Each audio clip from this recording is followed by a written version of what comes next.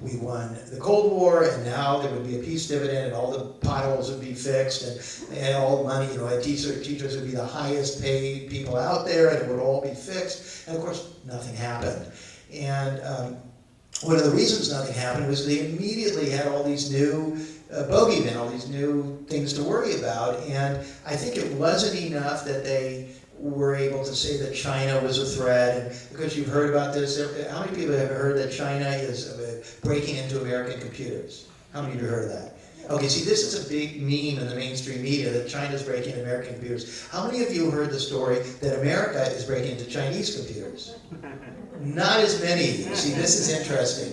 And this is one of the reasons they don't like Edward Snowden, and they don't like Glenn Greenwald. My own opinion, this is just my opinion, maybe new information will appear that will change my mind. So far, I would rate all of those people great American patriots. That's just my take. And what I find interesting is I remember when we go to the 4th of July parade, and there's all these people wearing, veteran Edgartown, and all these people wearing their vets hats and waving flags, and then there's Bruce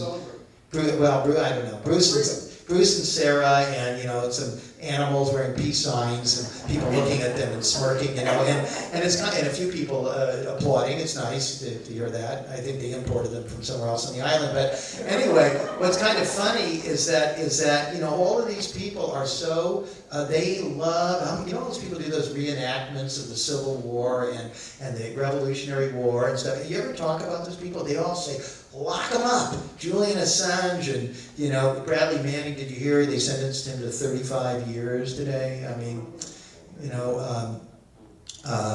and you look at those documents, and I'll tell you, who, what, why. We're not the only New York Times, The Guardian, and others, but we are now doing it consistently. We're one of our people, one of our writers, has access to some of those documents, and we vet them. We look at them and we do research. We do actual research to try to figure out, are they real? What do they mean?